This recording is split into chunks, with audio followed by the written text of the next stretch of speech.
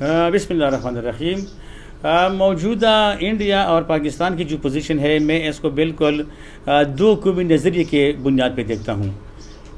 India ایک اپنا الگ ہندوازم اور ہندو مذہب کا پیروکار ہے، اور ہم الحمدللہ مسلمان ایک کلمے اور اسلامک اسٹیٹ کے طور پہ پاکستان ہمارے وجود میں آیا ہے۔ اور یہ جو واقعہ پیش آیا تھا، اس میں پاکستان بالکل حق بجانب تھا، اور دنیا نے اس کو تسلیم کیا کہ پاکستان ایک ذمہ دار نیوکلیئر اسٹیٹ ہے، اور جنیوا کنونشن کے مطابق پاکستان نے اس جنگ میں کسی بھی سویلین آبادی کو ہٹ نہیں کیا۔ جو 36 ہدف پہ جو میسائل گرائے ہیں، جو ہٹ کیے ہیں، وہ سارے انڈیا کے جو ملٹری بیسز تھے یا ایئرپورٹس تھے، جو اسٹریٹجک پوائنٹس تھے، ان کو ہٹ کیا ہے۔ لیکن بحیثیت ایک ذمہ دار نیوکلیئر پاور کے پاکستان نے کسی بھی سویلین آبادی کو ہٹ نہیں کیا۔ تو اس سے معلوم ہوتا ہے، اور دنیا نے اس کو ایکسیپٹ کیا ہے کہ پاکستان ایک سوشل اور پیسفل ملک ہے۔ جمرود میں باب خیبر کے مقام پر، اور اس سے ایک دن پہلے لوکل انتظامیہ نے جو ریلی نکالی تھی اور جو جشن منایا تھا، تو اس میں بھی شامل تھا بحیثیت ایک پاکستانی سٹیزن کے۔ تو میں اس کو سیلیبریٹ کر رہا تھا، تمام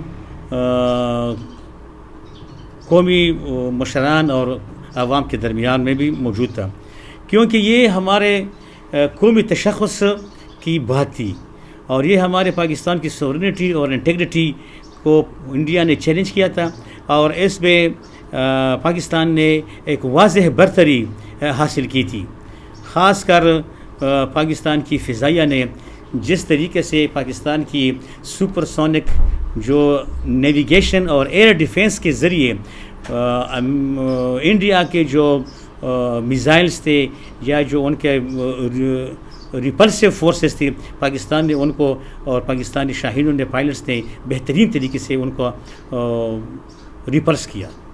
تو ہم اس پر بہت خوش تھے، اس لیے میں نے بحیثیت ایک محب وطن پاکستانی سٹیزن کے میں نے بھی اس جشن میں اور ریلی میں حصہ لیا۔ میں سمجھتا ہوں کہ پاکستان اور انڈیا کے درمیان نارمل حالات لانے کے لیے اور ایک پیسفل ریلیشن شپ قائم کرنے کے لیے بہترین ڈپلومیسی کی ضرورت ہے، اور ڈپلومیسی کے علاوہ people to people, public to public contact کی ضرورت ہے کہ دونوں طرف سے ایک امن کی پیغام چلا جائے۔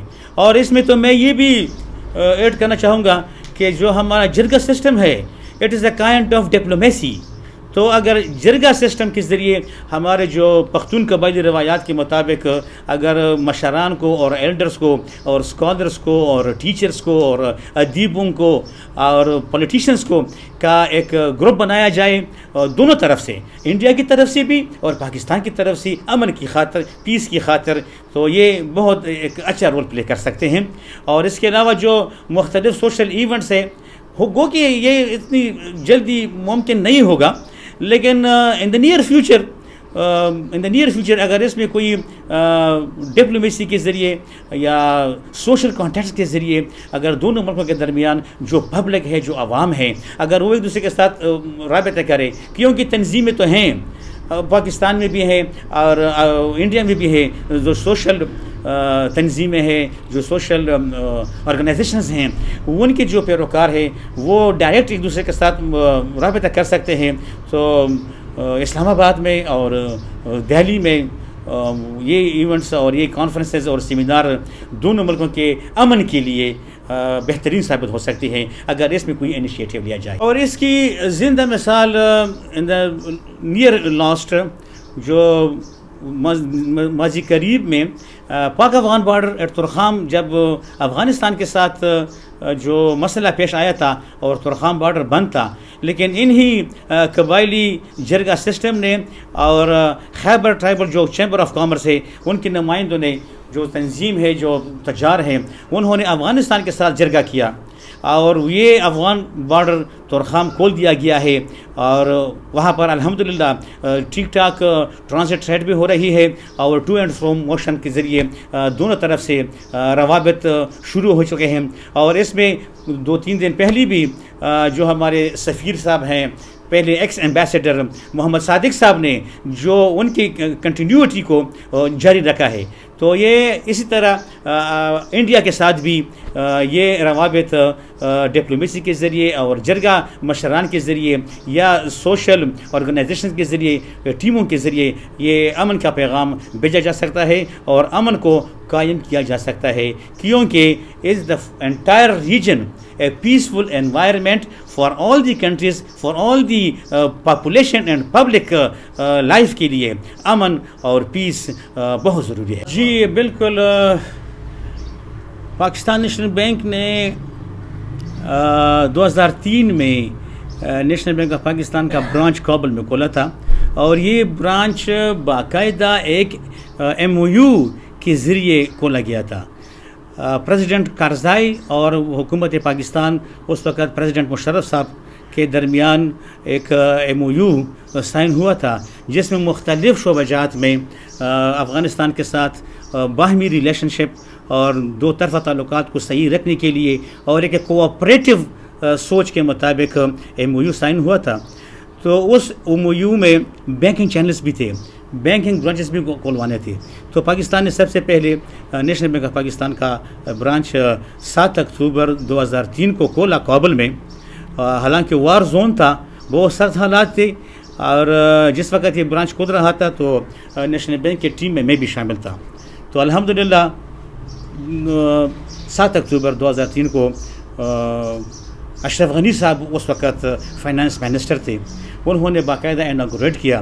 رستم شاہ مومن صاحب بھی آئے تھے، وہ پاکستان کی ایمبیسڈر تھے، اور جو اسٹیٹ بینک افغانستان بینک ڈیب ان کے جو گورنر تھے انور الحق ہادی صاحب، وہ سب آئے تھے، اور انہوں نے کابل میں وزیر اکبر خان میں دنیا کا پہلا فارن بینک کا برانچ نیشنل بینک کا کابل میں کھولا. اور نیشنل بینک آف پاکستان کو یہ اعزاز حاصل ہے کہ افغانستان کی تاریخ میں نیشنل بینک پہلا فارن بینک تھا جس نے افغانستان کی تاریخ میں پہلا برانچ کابل میں کھولا. دوسری بات یہ ہے کہ اس برانچ سے دونوں ممالک کے درمیان ایک بہترین انیشیٹو لانچ کیا گیا، اور افغانستان کی اکانومی، ٹریڈ اینڈ فائنانس اور بینکنگ ایکٹیویٹیز، بینکنگ چینلز کے ذریعے دنیا کے ساتھ افغانستان کو کنیکٹ کیا. اور یہ نیشنل بینک کا جو برانچ کھولا گیا، یہ پاکستان نے ایک بہت ہی بولڈ سٹیپ لیا تھا. وار زون میں، جنگ کے حالت میں ہمیں بھیجا گیا، اور الحمدللہ اس وقت افغانستان کی جو بینکنگ تھی وہ بہت ہی کمزور تھی، لیکن بحیثیت ایک مسلمان بہترین پیسفل نیبر کنٹری کے پاکستان نے یہ سٹیپ لیا، اور افغانستان کی عوام نے بھی اس کو بہت اپریشیٹ کیا تھا، کیونکہ ان کے جو ٹرانزیکشنز تھی، ان ورڈ آؤٹ ورڈ جو ریمیٹنسز تھے، یا ان کی جو LCs کھلتی تھی تجارت میں اور بزنس کمیونٹی میں، تو وہ بہت خوش تھے.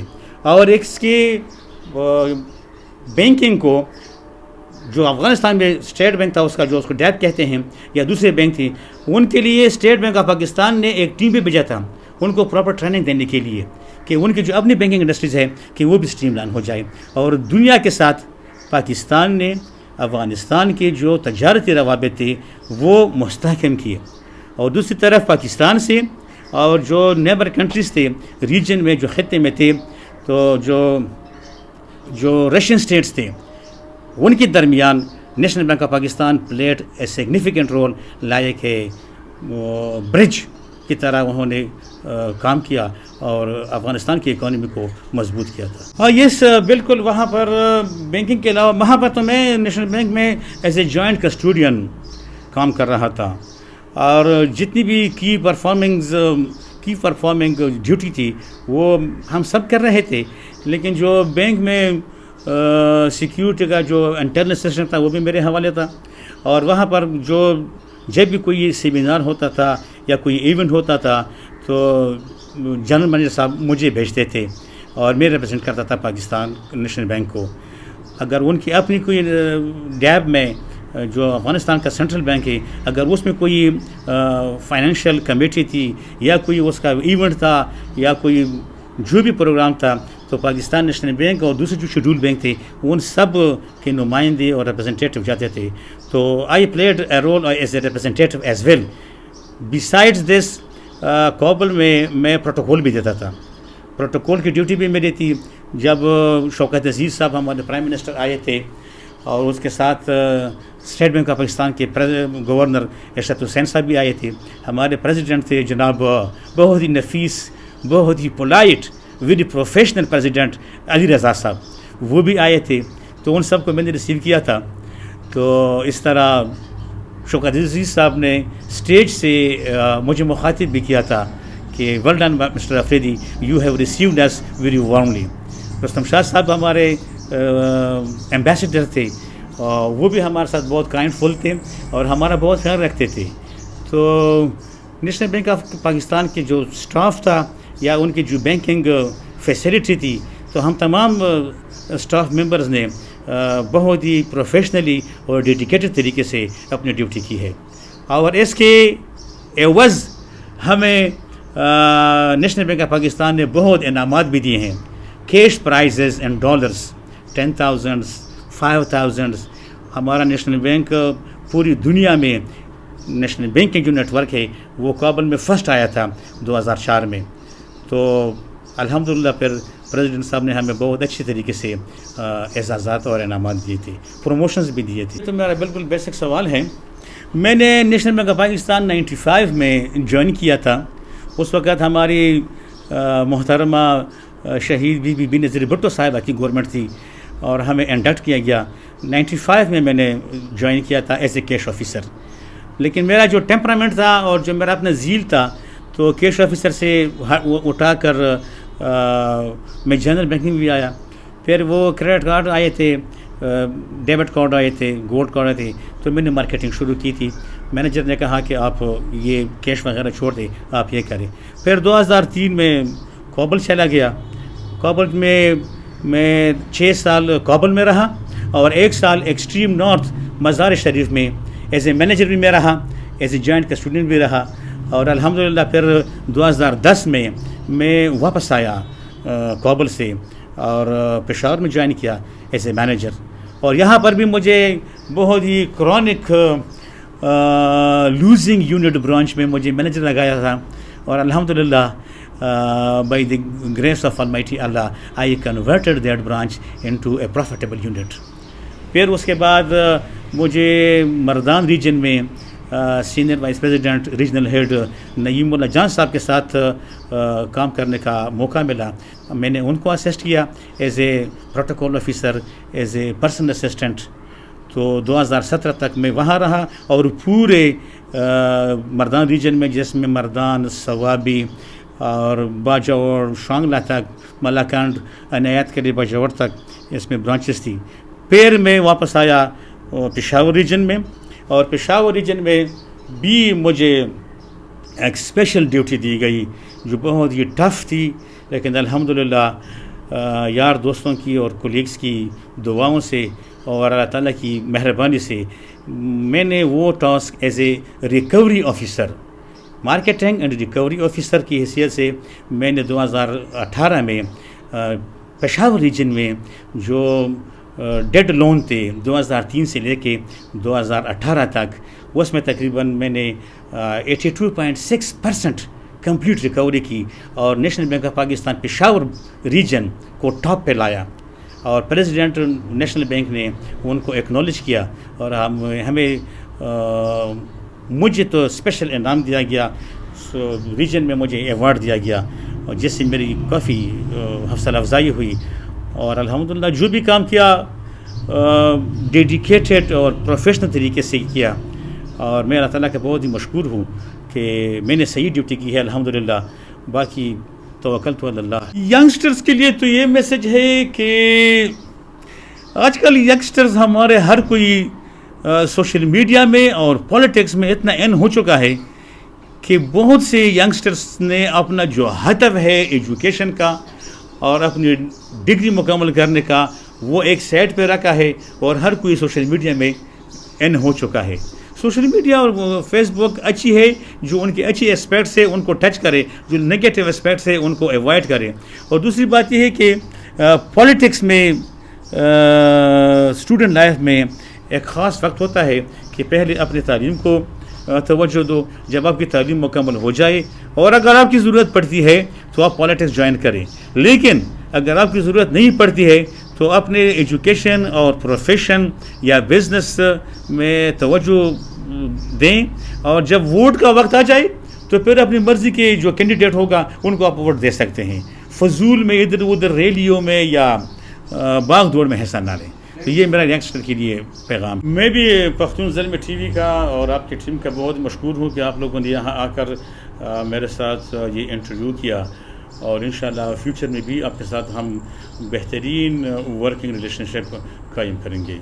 Thank you.